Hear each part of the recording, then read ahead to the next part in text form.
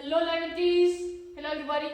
तो हम already permutation and combination start कर चुके हैं और परम्यूटेशन हमने अच्छे से एकदम कंप्लीट कर लिया है। क्वेश्चन सॉल्व कर लिए, परम्यूटेशन कॉन्सेप्ट एकदम क्लियर हो चुका है सबको। आज हम डिस्कस करेंगे कॉम्बिनेशन। देखो परम्यूटेशन, जो परम्यूटेशन था ना, परम्यूटेशन में हम क्या कर रहे थे, हम ऑब्जेक्ट को सिलेक्ट करके उनका अरेंजमेंट कर रहे थे। यहाँ परम्यूटेशन में जो हमारे ऑब्जेक्ट्स हैं उनका अरेंजमेंट बहुत ज्यादा इंपॉर्टेंट था।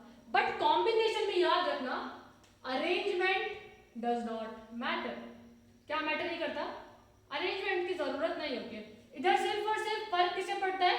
सिलेक्शन से। ठीक है, हमें सिर्फ क्या करना होता है, ऑब्जेक्ट्स को सिलेक्ट करना होता है। ठीक है, तो अभी हम, अगर हमारे पास n ऑब्जेक्ट्स है, ठीक है, कितने ऑब्जेक्ट्स हैं? n ऑब्जेक्ट्स है। कितने ऑब्जेक्ट्स है? n ऑब्जेक्ट्स है।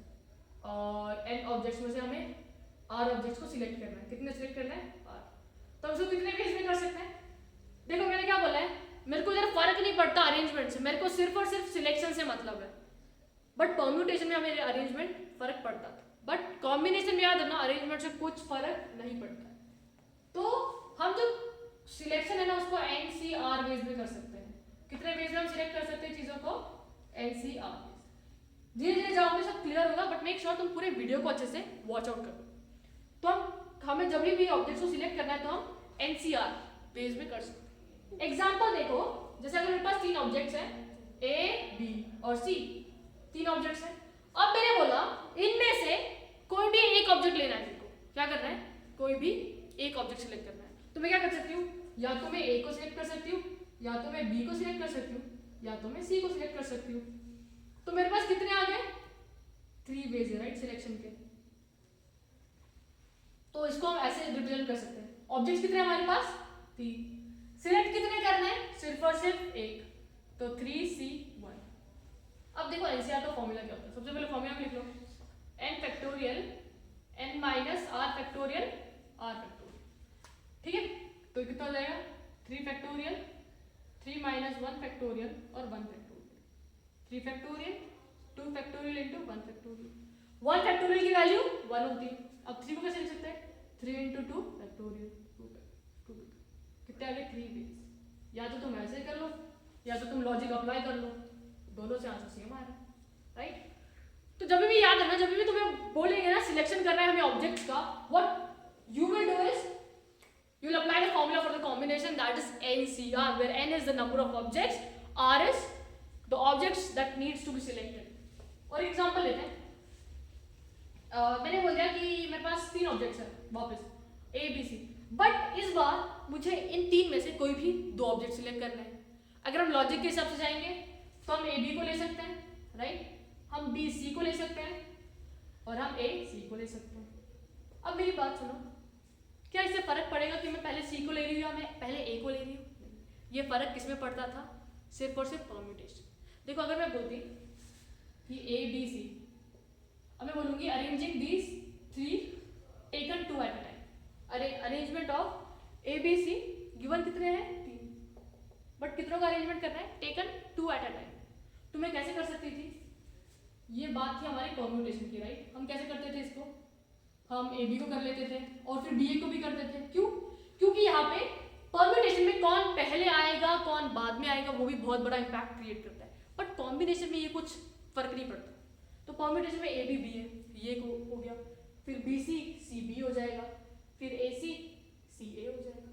तो यहाँ पे नंबर ऑफ परम्यूटेशन कितने आ रहे हैं? टोटल 6 आ रहे हैं ना, विथ अरेंजमेंट। बट कॉम्बिनेशन के टाइम पे क्या तुम्हें चीजें अरेंज करनी है? ना ना ना ना। तो देखो, या तो A B C कर लो, या तो B C कर लो, या तो A C कर लो। तो कितने आएंगे टोटल वेज? 3 वेज। इसको सिंपली कैसे कर सकते थे?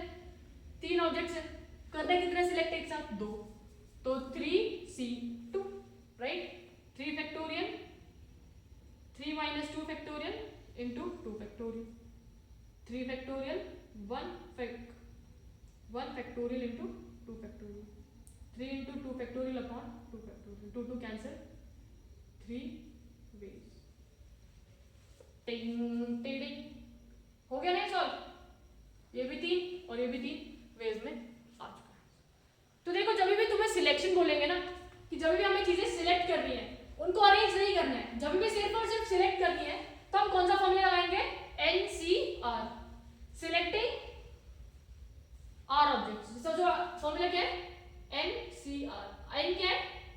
नंबर ऑफ ऑब्जेक्ट्स, और आर क्या है, कितने ऑब्जेक्ट्स सिलेक्ट करने, ठीक है। अब एनसीआर का फॉर्मूला क्या होता है, n factorial n minus r factorial r, ठीक है। तो फटाफट से इस चीज को नोट डाउन कर लो ताकि हम आगे मूव ऑन करें, क्वेश्चंस एग्जांपल्स देखेंगे, क्लैरिटी चुटकियों में आएगी। फटाफट से लिख लो इसको, ओके, लिख लो फटाफट से लिख लो तुम ये चीज, ओके ओके। अब हम इससे रिलेटेड कुछ क्वेश्चन सॉल्व करते हैं ताकि तुम्हें क्लैरिटी मिले। इसको इधर लिख भी देते हैं। देखो याद रखना, कॉम्बिनेशन में arrangement does not matter, NCR n factorial n minus r factorial r, ठीक है। चलो क्वेश्चंस लो फटाफट से सॉल्व करेंगे। फर्स्ट है 5C4, सेकंड है 3C1, थर्ड ले लो 8C2 और फोर्थ ले लो 7C6, ओके। ये सारी चीजें तुम फटाफट से कर लो, देखो तुम्हें आ रहे हैं नहीं आ रहे, सिर्फ ये फॉर्मूला लगाना है और ये वैल्यूज फाइंड करना है, ठीक है। करो ट्राई, देखो आ रहा है नहीं आ रहा है, ओके। और उसके बाद कुछ और फॉर्मूलेस देखेंगे जो तुम्हें हेल्प करेंगे, ठीक है। फटाफट से वीडियो को पॉज करो और सॉल्व करो इसको। तो 5C4 है, राइट है ना, तो 5C4 को कैसे कर सकते हो तुम, 5C4 मतलब n की वैल्यू 5 है ना, और r की वैल्यू क्या है 4 है, तो क्या लिखोगे 5 factorial 5 minus 4 factorial into 4 factorial, तो 5 फैक्टोरियल 5 माइनस 4 1 इंटू 4, मतलब 5 into 4 factorial upon 1 into 4 factorial, 4 4 cancel, तो फर्स्ट का आंसर कितना आया 5। अगर तुम्हें चीजें समझ रही होगी फटाफट से नोट डाउन कर लो ताकि हम आगे मूव ऑन कर सके, ओके। चलो फटाफट से नोट डाउन कर लो, देखो आ रहा है नहीं आ रहा है। चलो सेकंड देखते हैं, सेकंड है 3C1। अब यहाँ पे n की वैल्यू कितनी है तुम्हारी 3 है, r की वैल्यू क्या है 1 है ना, यही है ना, NCR क्या है NCR। अब क्या करेंगे, इसको 3 फैक्टोरियल कर देंगे सबसे पहले, 3 फैक्टोरियल 3 माइनस 1 फैक्टोरियल और 1 फैक्टोरियल, तो 3 फैक्टोरियल 3 माइनस 1 कितना होता है 2, और 1 फैक्टोरियल तो 1 होता है, हमेशा याद रखना 1 फैक्टोरियल भी 1 होता है और 0 फैक्टोरियल भी 1 होता है, ओके। तो कितना हो जाएगा 3 into 2 factorial upon 2 factorial, 2 2 cancel, answer is 3, हो गया। सेकंड का आंसर आ गया 3, देखो आ रहा है नहीं आ रहा है सबको, फटाफट से नोट डाउन कर लो ताकि हम आगे मूव ऑन कर सके, ठीक। थर्ड क्वेश्चन क्या है हमारा 8C2, तो ये हो जाएगा, देखो अभी इधर n की वैल्यू क्या हो गई 8 और r की वैल्यू क्या हो गई 2, मतलब कितने ऑब्जेक्ट्स है हमारे पास 8 ऑब्जेक्ट्स है, 8 में से कितने सिलेक्ट करने हैं सिर्फ और सिर्फ 2। Number of ways of selection ये निकालना है ना, इसका मतलब ये होता है वेज ऑफ सिलेक्शन,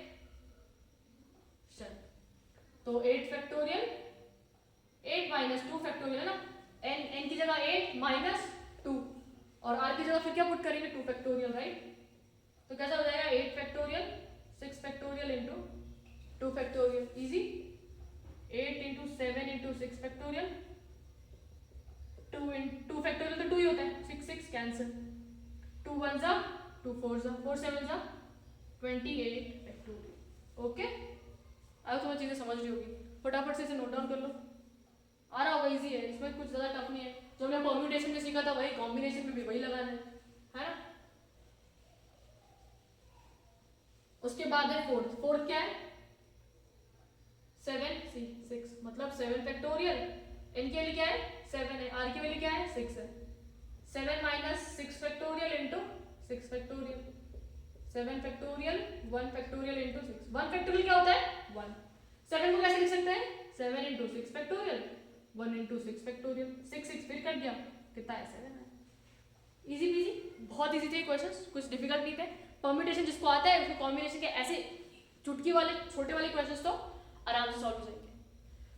अब देखो कुछ एक फॉर्मूला बताते हैं जो तुम्हें तुम्हारे एनडीए के रिटर्न के टाइम बहुत काम आएगा, ओके। और ये फॉर्मूला है तुम्हारा, अगर ऐसे दिया होता है NCX is equal to NCY, जब भी ऊपर की वैल्यूज NN सेम रहेगा और नीचे वैल्यूज डिफर कर रहे तो हमेशा याद रखना x plus y equal to n के इक्वल होगा। x plus y equal to क्या होगा, n होगा। एक क्वेश्चन ले लेते हैं, जैसे तुम्हारे पास क्वेश्चन होगा NC8 इंटू NC2, ये है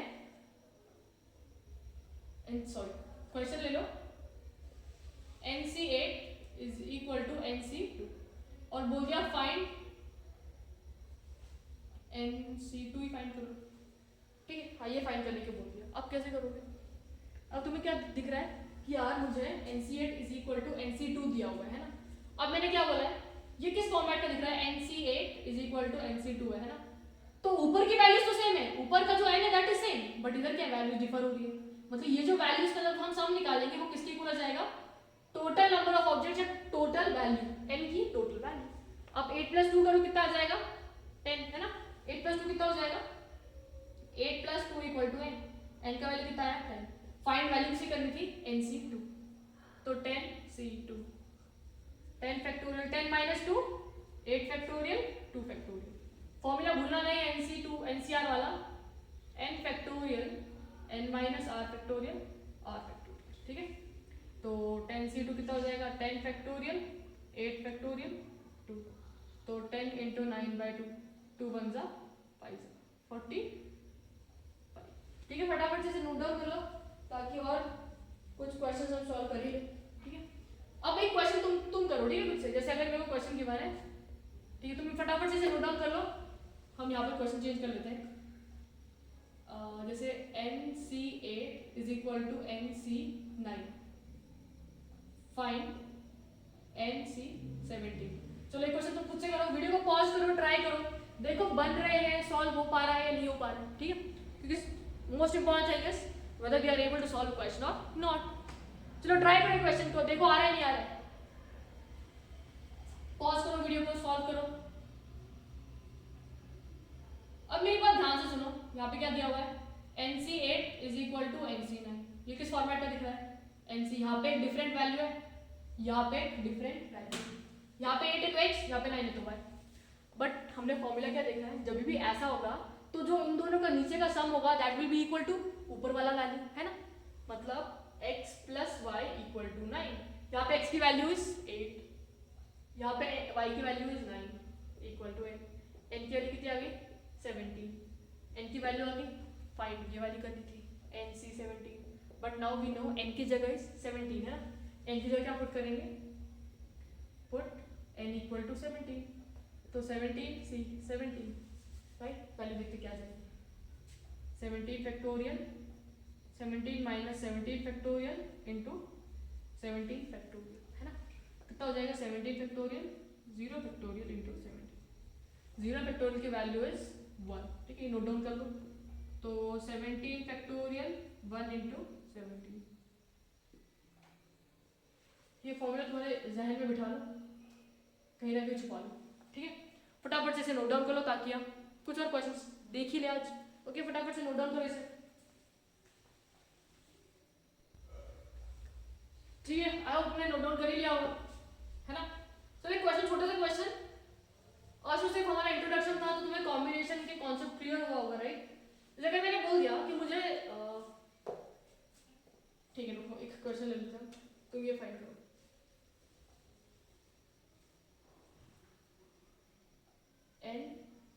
NC2 is equal to 45, NC1 ले लेते हैं, NC1 is equal to 45, find n। NC1 equal to क्या ले लेंगे हम, छोटी वाली लेते थोड़ी सी, 10 ले लेते हैं, चलो ठीक है। NC1 is equal to 10, find n। इसको कैसे करोगे, फाइंड n, ठीक है। अब क्वेश्चन देखो, इधर क्या है, सॉल्यूशन लिखा था ना, राइट। क्या गिवन है, NC1 इक्वल टू 10 है ना। NCR का फॉर्मूला क्या होता है, n factorial n minus r factorial r factorial, तो n factorial n minus 1 factorial into 1 factorial is equal to 10, है ना। अब मेरी बात सुनो, 1 फैक्टोरियल तो 1 होता है, इसमें कुछ गुंजाइश ही नहीं है डाउट होने की। n factorial upon n minus 1 factorial equal to 10। अब मैंने कोई चीज बोला था, जो n फैक्टोरियल होता है उसको हम कैसे लिखते हैं, n minus 1, n minus 2, n minus 3, ऐसे कहाँ तक जाते हैं जब तक हमारा वैल्यू 1 तक नहीं आता। तो n फैक्टोरियल हमेशा क्या होता है, product of n consecutive integers up to n, ठीक है। तो अब n को कैसे लिखेंगे, n को ऐसे लिखना है कि हम इस पॉइंट पे आके रुके, तो n लिखेंगे, फिर n में से 1 घटाएंगे, है ना।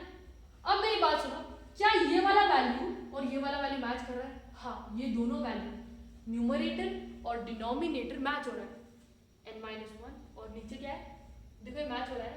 तो हम इसके आगे बढ़ेंगे, हम इसके आगे नहीं बढ़ेंगे, हम यहाँ पे लगा देंगे direct factorial equal to 10, n minus 1 cancel, n का वैल्यू कितना आ गया 10, ठीक है। फटाफट जैसे नोट डाउन कर लो और 2-3 क्वेश्चन सॉल्व करते हैं। अब थोड़ा सा बड़ा लेंगे, nc2 इक्वल टू 5, चलो करो ये सॉल्व तो नहीं बना, 2 ले लो, nc2 इक्वल टू 2। चलो फटाफट इसको find value of n, find, देखते हैं हो पाता है नहीं सॉल्व। चलो सोल्यूशन ले लिया, क्या करना है, n फैक्टोरियल फिर n minus 2 factorial into 2 factorial is equal to 2, ठीक है। यहाँ पे शायद कुछ दिक्कत नहीं होगी, बट ये n माइनस 2 फैक्टोरियल और 2 फैक्टोरियल कितना होता है, 2 होता है सिंपल।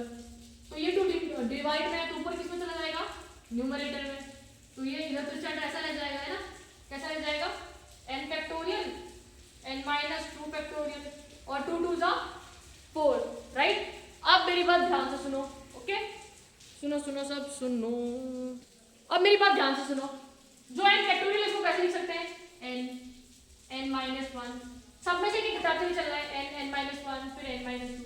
अब मेरी बात सुनो, यहाँ की वैल्यू और नीचे वाली वैल्यू क्या हो रही है, मैच हो रही है, तो मतलब इस पॉइंट पे आके हम रुक जाएंगे।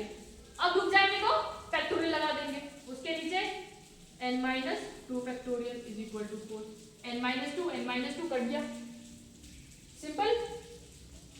तो n माइनस 1 इक्वल टू 4, तो n square minus n minus, देखो n square minus n into n square n minus equal to 4, तो n square minus n minus 4 equal to 0। ऐसे क्वेश्चन को कैसे कर लेते हैं हम सॉल्व, स्प्लिट करके, बट स्प्लिट तो होने से रहा क्योंकि क्वेश्चन तो ऐसे लिया था, ठीक है। समझा तुम लोग को ये कॉन्सेप्ट, मतलब ये कैसे करते हैं इस क्वेश्चन को सॉल्व, n की वैल्यू कैसे निकालते हैं, ओके। तो आज का जो इंट्रोडक्शन है कॉम्बिनेशन का वो तुम्हें एकदम अच्छे से क्लियर होगा। Hope you like the video guys, study hard, prepare well.